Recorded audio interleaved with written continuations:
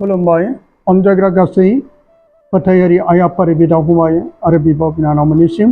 नैबे ज्योति प्रेमिनिसिमनिफ्राय आरोबाव नोंथांमोननिसिम आंनि गोरबोनि अननाय सिबिनाय खुलुमनाय बावहरनानै आरोबाव आं दिनै नैबे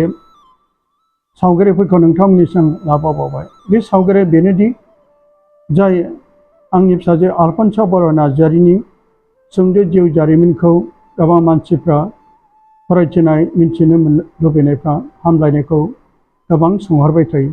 जाय बिनिनो धोरोम बिमा मिसेस हिमानि नार्जारिया बिथांजोआ आलफनसा बर' नार्जारिनि जिउ जारिमिनखौ मोजाङै रोखा रोखा फरायथिनानै बेखेवना होदों। बेखौ नोंथांमोना दिनै नुनो मोनगोन। बेजों लोगोसे आरोबाव दिनै आङो नोंथांमोननिसिम आंनि फंनैसो बाथ्राखौ बुंथिहोनो आखायाव लादों। मानोना आलफनसा बर' नार्जारिनि सावगारिफ्राव बिनि मिनिस्लु मिनिनाय बेफोर गासैखौबो नुयो आरो नायबाय थायो आं। बे नुनाय आरो नायनायनि गेजेरजों आंनि गोसोआव दुखु मोनदोंब्लाबो बोलो गैयै समाव आं बोलो मोनफिनो, गसंथानो आङो बोलो मोनो। जेरै गोग्लैनो नागिरनाय न'आ खाम्फा एबा खुन्थिया थायोब्ला बेबायदि गोगोम जाफिनो, बेबायदिनो आंनि फिसाजो आलफनसा बर' नार्जारिनि बे मिनिस्लु सावगारिफ्रा आंखौ जिउआव मोनसे गोगोम खाम्फा बायदि खालामनानै दोनो। बिमानि गोरबोनिफ्राय सारि जानाय लोगो लोगो गोरलै गथ'फ्रा जेरै बे बुहुमाव फैनाय लोगो लोगो बे गाबो आरो माखासे साननि उनावहाय बे गोरलै गथ'फोरखौ जोङो बुजिस'नो हायै सानस'नो हायै जोङो मालाबा मिनिस्लु मिनिखेरै मिनिनाय नुयो। बे सैथो। मानोना माखासे सानसुमैगिरिफ्रा बुंदों नंगौ, जाय गोरलै गथ'नि मिनिस्लु मिनिनाया सोरगोनि समायना नुथायजों मोनसे रुजुथाव। मानोना सोरगो रायजोआव हिंसा, थैनाय, गाबनाय, दुखु, बिखा खामनाय, जानाय लोंनाय आरो उखैनाय गैया। बै सोरगो रायजोआव सासे गोरलै गथ'नि मिनिस्लुनाय मिनिनाय बादि बेजोंनो जेरै बै सोरगो रायजोफोरखौ गोबां सानसुमैगिरिफ्रा बेजों रुजुयो। पाप गैयै गोरलै गथ'नि मिनिस्लु मिनिनाय बादि बै सोरगो रायजोआबो। जिसुआबो माथाइनि 19 बालबनि 14 सिरियाव बुंदों, उन्दै गथ'फोरखौ दारायथा, बिसोरखौ आंनियाव फैनो हो, मानोना सोरगो रायजोआबो बेबादिफोरनिनो। आंनि फिसा आलफनसाबो गोरलै समाव जेब्ला बे गाबनायजों लोगोसे सम सम मिनिस्लु मिनिनायाव जोङो बिमा बिफा जानानै आरो न'खरनि खुरमा गुस्थिफ्रा बिनि मिनिस्लु मिनिनायखौ नुनानै जोबोद गोजोननाय मोनोमोन। अब्ला आं नोंथांमोननिसिम सासे दुखुथिया आइजोनि जिउ जारिमिननि सुंद' बिदिन्थिखौ लानानै आं बेखौनो आखायाव लादों। जेरैबो सानस' हायै रुगुं गैयै सासे दुखुथिया आइजोनि जिउ जारिमिना जों मिथिनो मोनो। सानसे समाव बियो मोजांथार न'खर दानो सानदोंमोन आरो बियो इसोरनि अननायजों बिसि फिसाय सानै गेजेराव जुलि जादोंमोन। नाथाय बिसोरा दुखुथिया हावरिया न'खर आरो इसोरा बिसोरनि गेजेराव सासे मोजां गथ' हरदोंमोन आरो बे हौवासा। जेब्ला बे हौवासा गथ'खौ लानानै बिसोर बिसि फिसायनि गेजेराव गोबां थांखियारि मिजिं लानानै बिसोरो फेदेरनो आवगायलांदोंमोन। नाथाय मानसिया सानो, नाथाय इसोरा होआ। सानसे समाव बिनि अनजालु बिसाया बे बुहुमनिफ्राय अबथिरा लोमजानानै रुंसारि जायो। जाय दिनै गावनि बिसाय गोमानायाव दिनै बे दुखुथिया आइजोआ जेरैबो सानस' हायै लामा मोनै हाब्रां नुहुरस'नो आगोर मोनै बे जिउखौ लानानै बे गाबनो हमदों। मानोना बियो दिनै हावरिया दुखुथिया न'खर, दिनै बे समावनो बे गावनि अनजालु एबा गावनि बिसाया गथ' गोरलै आरो बे गावनि बिहाखौ नागारनाय बे बुहुमनिफ्राय रुंसारि जानायाव अब्ला दिनै बियो गाबब्लाबो गाबख'नो हायाखिसै। आं माब्रै जिउआव गसंथाबावनो, आं माब्रै थांनानै थाबावनो, गावनि अनजालु सासेल' फिसाखौ लानानै बियो बे बुहुमाव थांना थानो आं माब्रै फेदेरनो, माब्रै जाहोनो। सानसेखालि बे दुखुनि गेजेरजों सानस'नो हायैयाव बे गावनि गेरा गिजिनि लांगोना दरखं मोखाङाव बे जिरायनानै बे गाबबाय थादोंमोन। जेरैबो नुहुरस'नो हायै, बोरि हाब्रां नुहुरस'हरनो हायै गावनि बै जिउ दिङाखौ लानानै आरो बे गाबदोंमोन। बिनि मेगननिफ्राय थाइनि मेगननिफ्राय मोदैया गोग्लैबाय थादों आरो बे गावनि अनजालु अखाफोर दानसेनि गथ'खौ लानानै बियो गावनि फेन्दायाव बे फुथुनानै बे गाबबाय थादोंमोन नाथाय बुजिस'नो हायै फिन होफिननो रोङै जेरै बेनि गोरलै गथ'आबो गावनि बिमानि मेगननि मोदैखौ बियो नुदोंमोन नाथाय बियो बानजायनो आरो फिन होनो बे जेबो बोलो गैया जेब्ला बिमानि मेगननि मोदैनिफ्राय जेब्ला मोदैया बिनि मोदोमाव गोग्लैयो अब्ला बे गथ'आ बिमाखौ जेब्ला बे नायदावदोंमोन आरो बिमायाबो गावनि फिसाखौ बे नायगावनाया नुनो मोनबाय गावनि अनजालु फिसाया मिनिस्लु मिनिनायजों गावनि बिमाखौ बियो गोरबोनि रावफोरजों बुंदों आयै नों दागाव नों गसंथानो नाजा आं दं बै फिसानि मिनिस्लु मिनिनायनि बे गोरबोनि सानस' हायै बुजिस'नो हायै रावा बेखौ जिउआव थांनानै थानो बोलो होदों मानोना बे गोरलै गथ'नि मिनिनायाव जेरै सानस'नो हायै गसंथानो बोलो मोनै बै बिमायाबो बोलो फैदों अब्ला जों नैबे बिदिन्थिजों मिथिनो मोनो बै सोरगो रायजोआबो बेबायदि गोरलै गथ'नि मिनिनायजों मोनसे रुजुथाव बिमायाबो जेरै बे गावनि गोरलै गथ'नि मिनिस्लु मिनिनायजों जिउआव बोलो मोन्दों आरो बे थांखि लादों आं फिसा नोंखौ फेदेरगोन आं हावरियाब्लाबो बिबायनानै जाहोनानैब्लाबो आं नोंखौ खामला मुजिरा मावनानैब्लाबो आं नोंखौ फेदेरगोन फोलावगोन आं गेदेर मानसि खालामगोन बे दुखुथि आइजोनि बे गोग्गोम फोथायनायजों दिनै बे आवगायलांनो बोलो मोन्दों दिनै आंबो आंनि फिसाजो आलफनसा जेब्ला गोरलै समाव जेब्ला बियो मालाबा मिनिनाय नुनो मोनो आंबो संसारनि गोबां अलखदफोराव जेब्ला सैनांनायाव फैयो मालाबा गाबनांनायाव फैयो मालाबा गोबांथार मुगैजानाय गोसो जानाय गोबां आनजादफ्राव आं जेब्ला गोग्लैयो अब्ला गोरलै गथ' आलफनसानि मिनिनायाव जों बिमा आरो बिफा जानानै जिउआव बोलो मोनो आरो बिनि मिनिस्लु मिनिनायावनो जोङो मोनसे गोगोम अन्थाइ बायदि जानानै गोगोम खाम्फा बायदि जानानै जों गसंथानो बोलो मोनो बेनिखायनो आं दिनै बे बाइबेलनि सिरिनिसो बोसोनखौ लानानै आं नोंथांमोननो मिथिहोनो लुबैदों जेरै गितफोरनि 23 बालाबनि 22 सिरियाव जेरै बुंदों नंगौयै आंनि मोदोमा आरो आंनि मोना जामलांब्लाबो अब्लाबो इसोरा लागारबा आंनि गोसोनि गोजौ अन्थाइ आरो आंनि बाहागो दिनै बेबायदिनो आंनि जिउ सोलेरा गोबां दुखु आरो संसारनि अलखदफ्राव जामलांब्लाबो दिनै आंनि फिसाजोनि आलफनसानि बै मिनिस्लु आरो बे समाव बियो बुहुमनिफ्राय रुंसारि जालांब्लाबो दिनै आंनि फिसाजोनि आलफनसानि बै मिनिनाय सावगारिफ्रा दिनै आंखौ बोलो होफिनदों गसंथानो बोलो मोन्दों बेनिखायनो दिनै आङो बुंनो सानो आंनि फिसाजो आलफनसानि बै मिनिस्लु मिनिनायानो आंनि जिउनि गोगोम खाम्फा दिनै आङो बे सुंद' बिबुंथिखौ लानानै नोंथांमोननिसिम फैदों आरो बेजों लोगोसे नोंथांमोना आं मिथिनो लुबैदों दिनै आलफनसानि बै समाव बिनि मेम'रियेल डेआव जाय बिनिनो धोरोम बिमा मिसेस हिमानि नार्जारिया एबा आलफनसानि धोरोम बिमा बिथांजोआ बिनि आलफनसानि दुखुथिया सुंद' जिउ जारिमिनखौ बे मोजाङै रोखा रोखायै गेबें रावै गोदै रावै जोंनि गेजेराव बिजिरनानै होदोंमोन बेखौ नोंथांमोना मोजाङै मिथिनो एबा खोनासंनो लुबैयोब्ला जोबनायसिम फारि फारि नायलांदो फै जों बे आलफनसानि माखासे सुंद' जारिमिनखौबो जों खोनासंलांनि जोनोम जानाय जुलि जानाय थैनाय आरो गाबनाय मिनिनाय दुखु आरो सुखु बारनाय थख्रबनाय नेवसिनाय आरो गोरोबनाय बेफोर गासै जागोन जाथायफोरखौ इसोरा जों साफ्रोमखौबो बिमानि गोरबोनिफ्राय सारि जानायनि सिगांनो लिरनानै दोनखादों गोथार बाइबेलनि उपदेशगिरि 3 बालाब 1 सिरिनिफ्राय जों बे बोसोनखौ मोननो हायो जोंनि आलफनसा बर' नार्जारियाबो बे सुंद' जिउनि लामायाव थि खानाय समनि बिदिन्थाजों सुखु दुखुनि मोन्दांथिजों अबथिरा 10 बोसोर बैसोआवनो बे बोहैथि मायथाइनि थांनाय 4 एप्रिलाव बे बुहुमनिफ्राय बयखौबो मेगनाव मोदै बोहै होनानै आरो जोनोमगिरि बिमा बिफाखौ गोरबो मैखुनाव फोरमायस' हायै सानस' हायै दुखु होनानै अरायनि थाखाय बिदाय लालाङो जाय अराय समनि थाखाय आरो बियो फैफिनलिया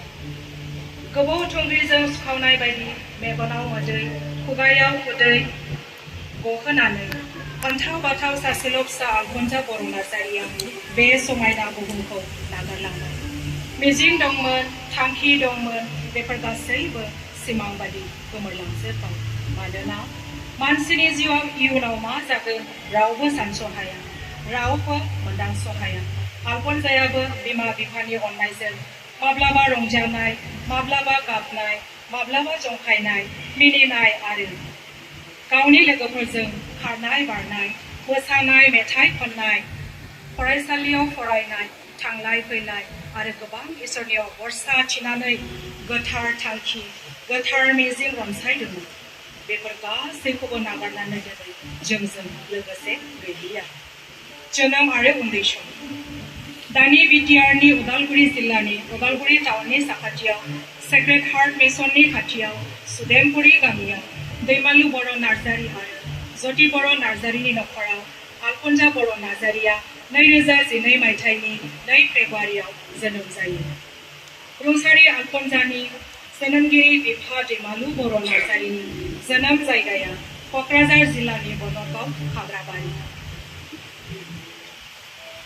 बेबायदिनो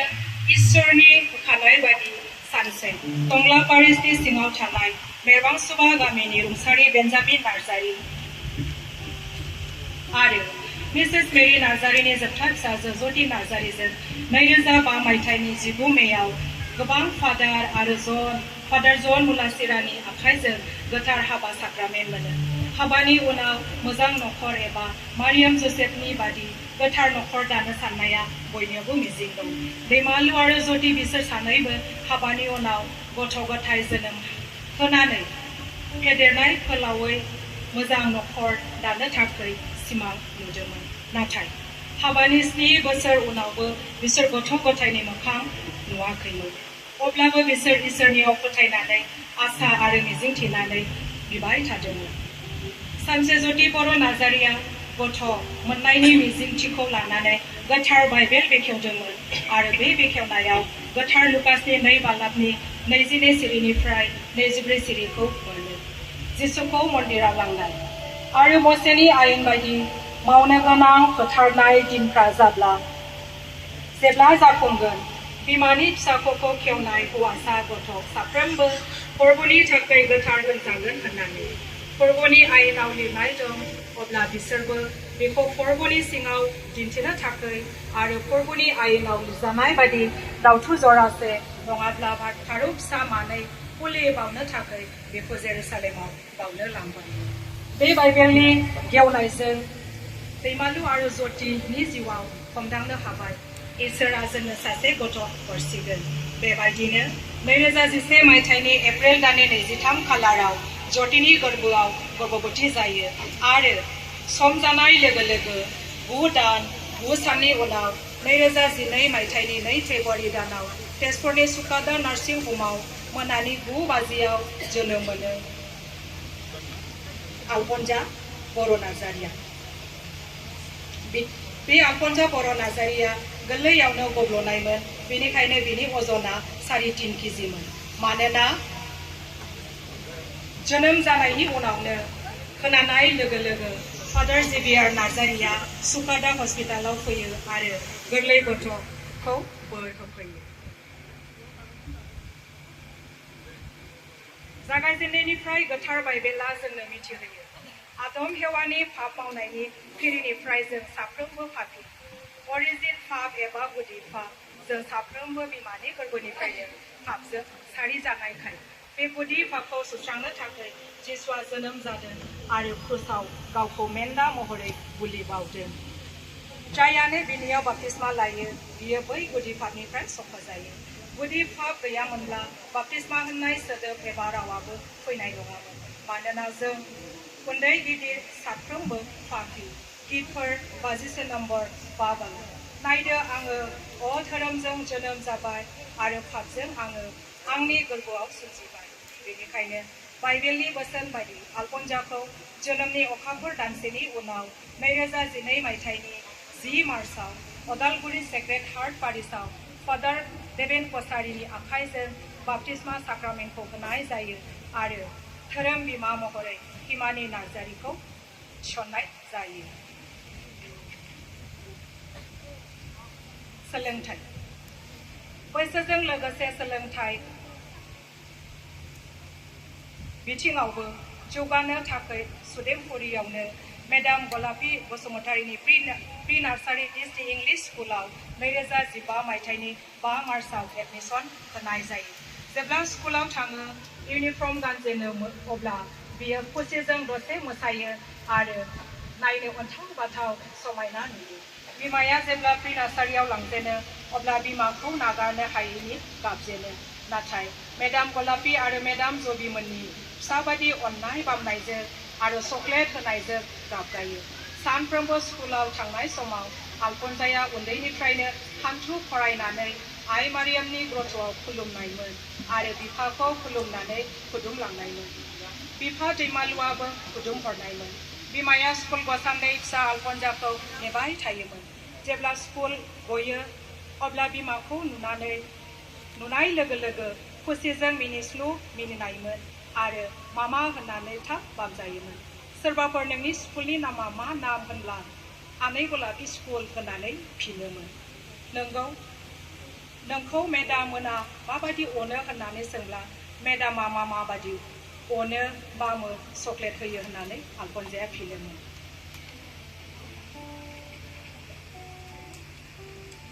धोरोम सिबिनाय आरो जिउनि मावदिन्थि आल्फनसाया गंसे ख्रिस्टियान नखराव जोनोम मोननायखाय ख्रिस्टखौ अनग्रा मानिग्रा आरो गिग्रा गथ'मोन। बियो उन्दै समनिफ्रायनो फोरबोनि मोदोम आरो थैखौ नाजावनो गोसो जायोमोन। गिर्जायाव बिमाया जेब्ला दौरिजों पाप सिमान लायो अब्ला गावबो लानो गोसो जायोमोन। गोथार कमिउनियनखौ जेब्ला बिमाया नाजावनो सारियाव गसंहोयो आल्फनसायाबो 3 बोसोर बैसोनिफ्रायनो गसंफायोमोन। गाव नाजावनो मोनाब्लाबो फादारा आखाइजों खर'आव दांनानै बोर होब्लानो आल्फनसाया खुसि जायोमोन आरो बिमानि आखाइजों कमिउनियन नाजावनाय आखाइखौनो खुदुमोमोन। मोनानि गिर्जा जाब्ला बियो जिसुनि आरो मारियामनि मेथाइ खननानै एबा मबाइलाव गस्पेल मेथाइ हगारनानै मोसानायजों इसोरखौ बाख्नायोमोन। अखाफोर दानफ्रोमबो 13 अक्ट'आव प्रग्रामनि सिगां गस्पेल मेथाइजों मोसानायजों अपेनिं खालामग्रामोन। धोरोमनि सभाफोराव बियो गावनि लोगोफोरजों मोजां मोसानायजों इसोरखौ बाख्नायोमोन। हलि इउकेरिस्टिक आरो आइ मारियामनि प्रसेसनफोराव बियो उन्दैनिफ्रायनो आर्फफोर जानो मोजां मोनोमोन। Udalguri पारिसाव केन्ट्रि director father Thomas Hrithik लाफैदोंमोन आरो एक्सन खालामनायजों सोरगो होननानै मेथाइ फोरोंलांदोंमोन। बेनिखायनो आल्फनसाया गारिफ्राव जारखिं जाब्ला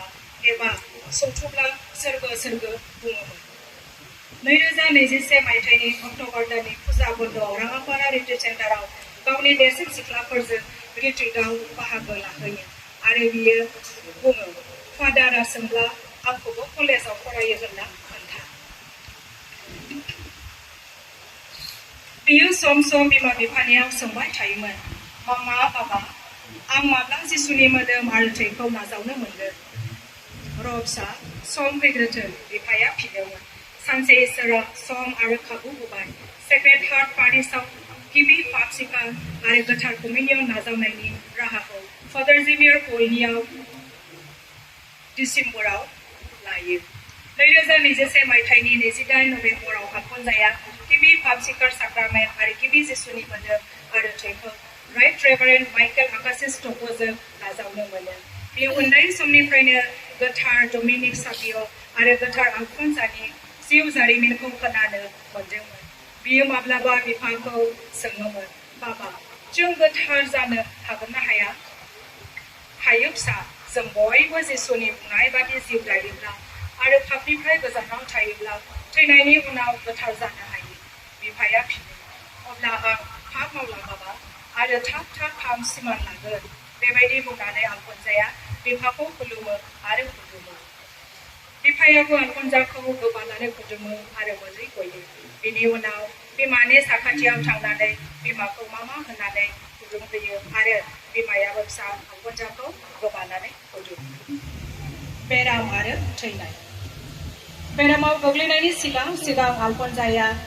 2023 मायथाइनि हाबनाय लोगो लोगो मानोबा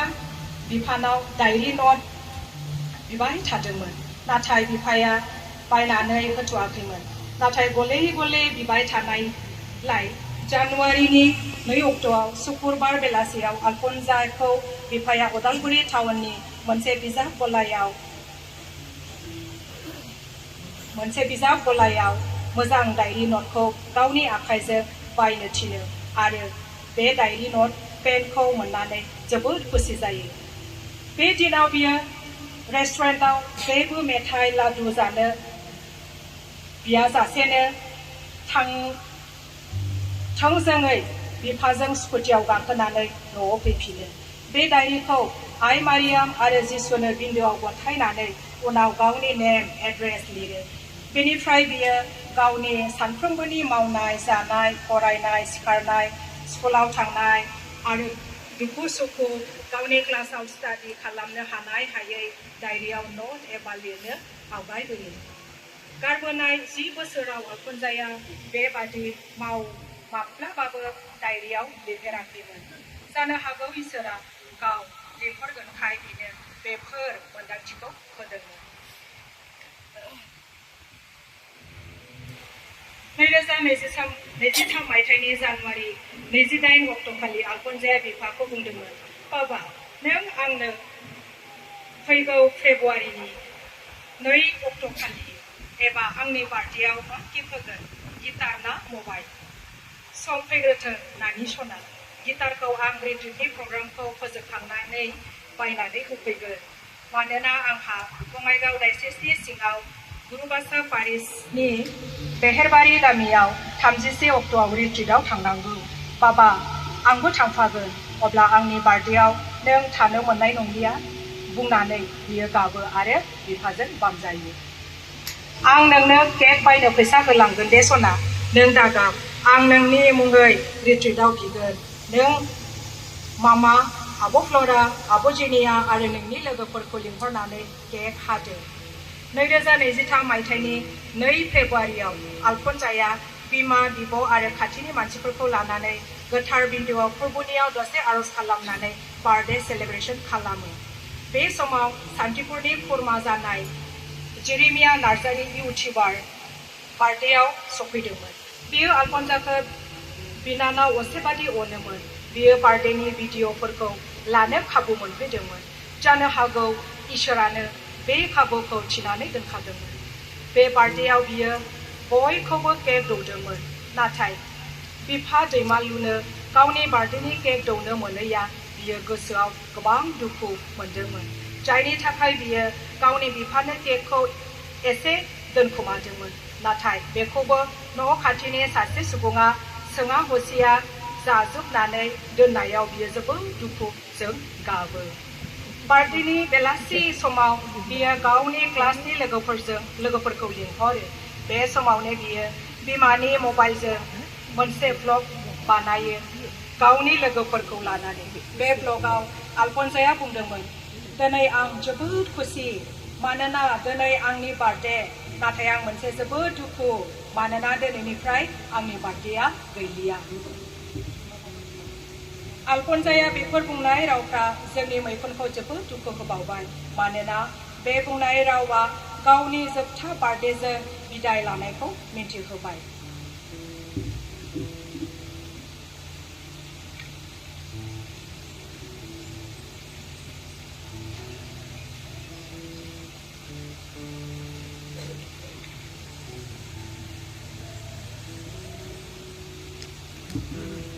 बार्थडेनि सप्ता खनसेनि उननिफ्रायनो आलफनसाया एफा एनै गगा मोननानै गुजुनाय जाजेनो। बिफा दैमालुआ गगा मोननाय आरो गुजुनायनि थाखाय फार्मासिनिफ्राय मुलि होफैदोंमोन। उनाव उदालगुरि सिभिल हस्पिटालनि डक्टर मुर्मुजों नायजानानै ब्लाड टेस्ट खालामजानाय जायो, नाथाय जेबो बेराम मोननाय जायाखैमोन। भाइराल लोमजानाय होननानै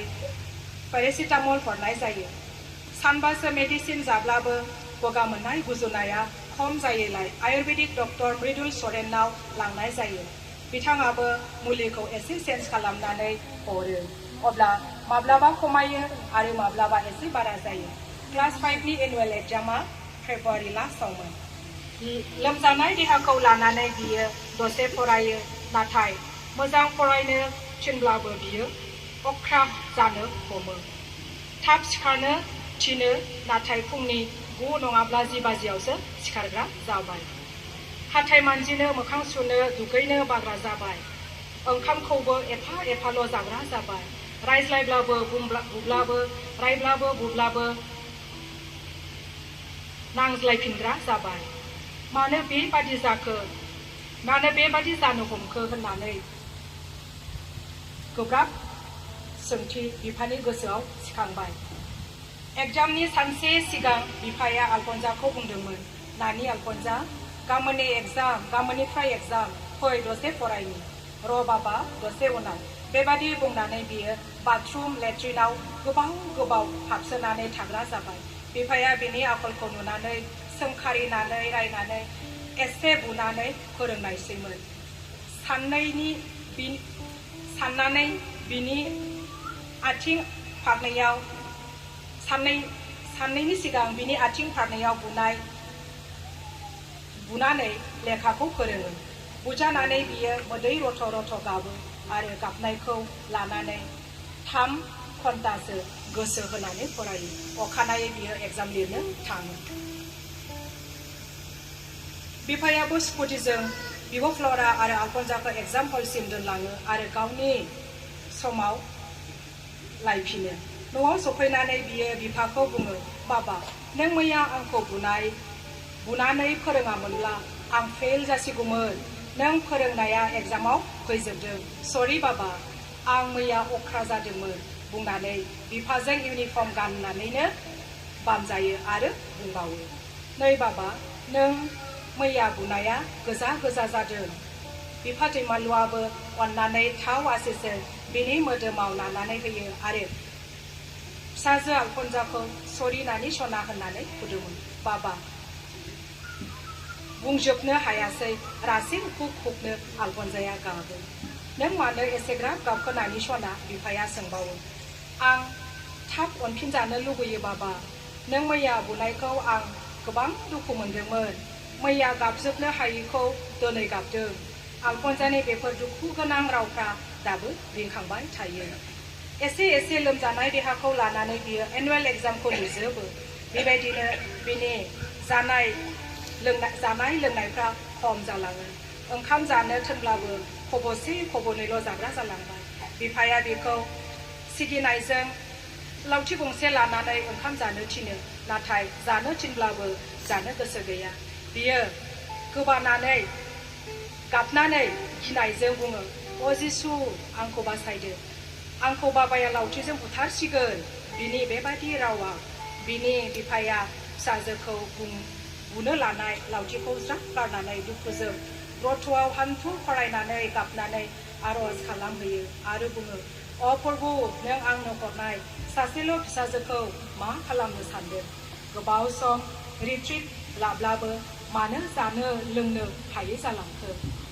माखासे साननि उनाव आलफनजाखौ ट्रिटमेन्टनि थाखाय दिखियाजुलि चाइल्ड केयारनि स्वास्थि क्लिनिकआव सासे डक्टरनियाव लांबावनाय जायो बेयाव ट्रिटमेन्ट लानायावबो बियो मुलि जाब्लानो लोमब्लानो गोबाफिनो ओंखाम जाबाबो गोबाफिनो जेब्ला आलफनजानि देहाया एसे मोजाङाव फैयो अब्ला दैमालुआ गासैखौबो इसोरनि आखायाव गथायनानै सराइबिल पार्कनि सिङाव थानाय मोनब्रै मण्डलीजों ज' जानानै लानाय जनालि रायमनायाव रिट्रिट लानो 16 मार्चआव ओंखारलाङो थांनाय सिगां आलफनजाखौ बिफाया बुङो नानि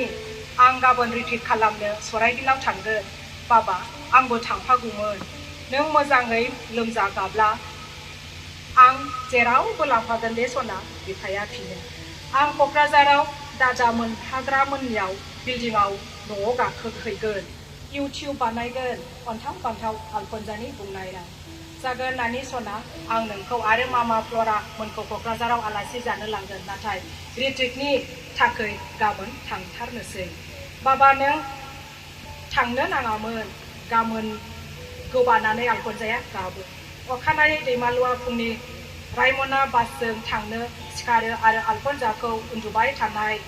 नुनानै बिसनायावनो खाफालाव खुदुमनानै ओंखारलाङो ब्रिटिशनि साननै उनाव आलफनसाखौ गोबानाया बारा जानाय खोनानानै बिफा दैमालुआ रिट्रिटआवनो गाबै गाबै इसोरनि बोसोनखौ होबाय थायो गोबां सुबुंफ्रा गाबथायो बियो गावनि बिहि जतिखौ फनजों बुंहरो नानिखौ नों गाबोन फुङावनो दिखियाजुलि नङाब्ला तेजपुर हस्पिटालाव लानानै थांदो 19 मार्चनि फुङावनो आलफनसाखौ बिमा आरो बिबैया दिखियाजुलि सेवा निवास हस्पिटालाव एडमिट खालामनाय जायो बिफा दैमालुआबो 19 मार्चआव 12 बाजियाव रिट्रिटखौ फोजोबनानै जनाली गावनिफ्राय मिस्टार क्लिन्टन कन्डिशन नार्जारिया गावनि कारजों उदालगुरिसिम दोनफैयो बिसोरो जवाकिम इउडेस अरुण कन्डिशन जयै दोनफैयो मोनानि 7 बाजियाव उदालगुरियाव सफैयो 20 मार्चआव दैमालुआ फिसाजो आलफनसाखौ शिवानिवास हस्पिटालाव लोगो मोनहैयो खुसिजों आलफनसाया मबाइल नायनो बियो बे हस्पिटालाव डक्टर जिरनुर जुलिया ताकुआ गोबां नाजासेयावबो जेबो इमप्रुभ जायैलाय 22 मार्चआव 12 बाजियाव बिदाय होयो बेनि उनाव तेजपुरनि बाप्टिस्ट क्रिस्टियान हस्पिटालाव इमारजेन्सि रुमाव सोनाय जायो बेयाव गोबां ब्लाड टेस्ट खालामनाय जायो आल्ट्रासाउन्ड एक्सरे इउरिन टेस्ट खालामनाय जायो मोनानि 7:30 मिनिटाव डक्टर सौरभ कन्डापाया दैमालु आरो ज्योतिनि खाथियाव लिंहरनानै फोरमायो गथ'नि किडनी आरो लिभारा 50% डेमेज जाबाय गोख्रैनो गुवाहाटी प्रतीक्षा हस्पिटालाव लांदो डक्टरनिफ्राय रावखौ खोनानानै बिमा बिफा सानैबो खोमसि जोमै होसिननाय बादि मोनो आरो डक्टरनि रिपर्ट बादि खोनाफेरै जाफेरै SLE बेरामबो जानो हागौ नामा मिथिहोबावो बे बेरामा इन्डियायाव बोसोराव 1 मिलियन बारा जायो बे बेरामा जाब्ला मोखां बुयो जरा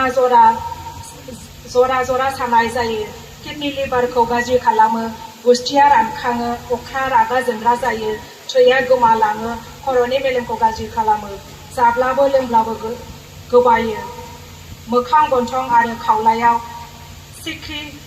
आगरबादि दागो नुजायो बे बेरामखौ सोखानो हाब्लाबो जिउ जोबजासे मुलि जानांगौ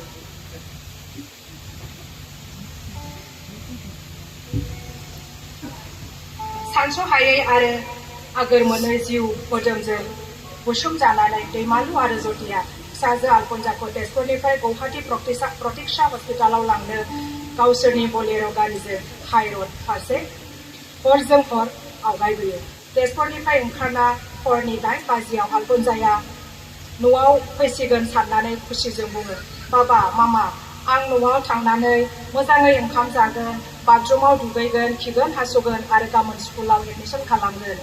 आं मोजाङै फरायगोन आरो गिदिर डक्टर जागोन दुखुथिया बेरामि अन्थाव बाथाव आलफनसाया बे बाथ्राखौ लाबोबाय थानाय गारियाव बुंदों आरो लासैनो गारि सिङाव उन्दुलांदों जेब्ला हरनि 11 बाजि जायो अब्ला बिसोरनि गारिया सारियालि टल गेट मोनो आरो लाइटनि स्राङा मोदानो अब्ला आलफनसाया सिरि मोनो आरो बुङो मानो दाबो उदालगुरि न' मोनाखै नोंसोर आंखौ थगायनानै लाबोबाय नानिसना बिफाया माबा बुंनो सानदोंमोन नाथाय आलफनसाया हज्रिखावनानै बुंथियो आंखौ नानिसना दाबुं आंखौ मानो थगायनानै लाबोखो I hate you बियो गारि सिङावनो मोदै रथ' रथ' गाबो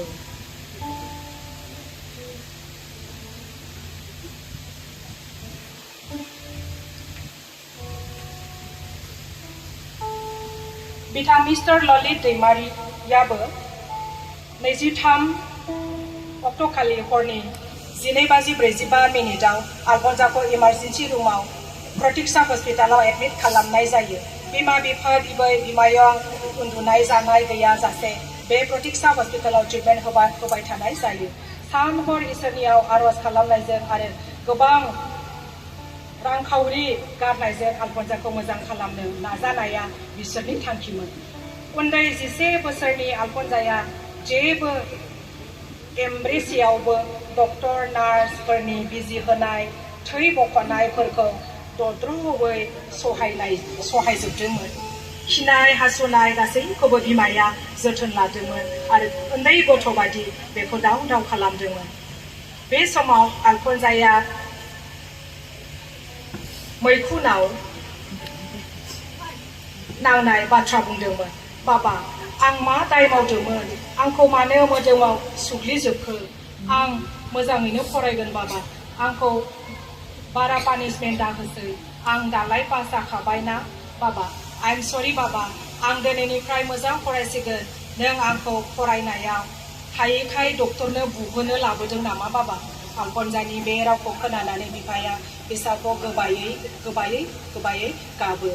आं नोंखौ डक्टरनियाव पानिशमेन्ट होनो लाबोआखै सना 27 मार्चआव आलफनजाखौ गुवाहाटी मेट्र' हस्पिटालाव बाय'प्सि टेस्ट खालामनो एम्बुलेन्सजों लांनाय जायो अन्थाव बाथाव किडनि साइड एबा अहेबनि मोदोमखौ थुफ्लंनानै होनाय जायो आरो प्रतीक्षा हस्पिटालाव लाबोनाय जायो हराव आलफनजानो थै होनाय जायो बेनि थैखौ अननानै बादागावनि दैथुन दैमारिया डनेसन होयो नाथाय आलफनजाया हरसे थारला आइखां बायखां जायो बियो हासुनो हायाजासे उदै दुख्राङो बियो बिमाखौ बुङो मामा आं थैसिगोन आं सहायनो हालिया नोंसोर मोजाङै अनज्लायनानै थादो आं नोंसोरखौल' माब्लाबा दुखु होबायब्ला अननानै आंखौ निमाहा होदो आं बाबाजों बामजादोंमोन बिफाया जेब्ला हस्पिटालनि बाहेरायाव दंमोन मोनानि 1 बाजिबायमोन अब्ला फनजों खोन्थाहरो नै नानिया बारा जाबाय नों बहा दं नानिया नोंजों बामजानोनो खोनानाय लोगो लोगो दैमालु आलफनजानि केबिनाव खारबोयो आरो गोबानानै गाबहोयो अखानायै 28 मार्चनि फुं बेलासिनि 2:29 आलफनजाखौ एप'ल' हस्पिटाल गुवाहाटी आइसिइउ रुमाव एडमिसन खालामफिननाय जायो एप'ल' हस्पिटालाव एडमिसन खालामनाय लोगो लोगो बांसिन सानस'हायै दुखुनि लैथोआव आलफनजानि बिमा बिफाया गोजाव नांदों मानोना आलफनजाखौ मोजां देहा लाखिनो नांगौ गोबां इसोरनि बोर आरो नांगौ रांनि गोनांथि बे समावबो उदालगुरि टाउन मण्डलिनि गोबां फोथायारिफ्रा सान हर उखैहाबनानै आलफनजाखौ गावनि फिसा बायदि अननानै नभेना बिनो हमो गोबां फादार सिस्टारफ्रा बिनो हमो बिनायजों लोगोसे आलफनजानि ट्रिटमेन्टनि थाखाय मस्ट रेभारेन्ड आर्चबिशप जन मुलासिरा अननानै दान हरो आरोबाव father Daniel Marti father Peter Wary doctor Lord Daimary mister Rahul Basumatary doctor Binoy Mosahary आरो उदालगुरि टाउन मण्डलिनि फोथायारिफोर एमएलए गोविन्द बसुमतारी एमएलए जलेन दैमारि तामुलपुर समष्टि आरो father Nathaniel Narzary mister Richard Baglary Paulus Narzary Bijoy Basumatary Anima Narzary Kokrajhar Anima Narzary Brahma Samar Wary Christina Narzary Brahma Martin Daimary Lucas Daimary Justina Hajowary आरो नखरनि गोबां खुरमाफ्रा गरफा गरनै दान हरनायमोन बिसोरनि अननायखौ जों बावनो हानाय नङा आलफनजानि जिउआबो सोरगोआव थानानै बिफा इसोरनियाव बिनानै होबाय थागोन आपोल' हस्पिटालखौ गोसोखांब्ला गोसो खायसे मोनो आइसिइउ रुमाव बेमारिखौ नायनो थाखाय सानसुनि 2 बाजिनिफ्राय बेलासिनि 1 बाजिसिमल' आरो बेलासिनि 5 बाजिनिफ्राय 6 बाजिसिमल' बिफा दैमालुआ फिसाजो आलफनजानि देहाखौ नुनानै बिनाय आरो गाबनायल' जाबाय बेबायदिनो आलफनजाखौ 1 एप्रिलाव लास्ट साक्रामेन्ट होफैयो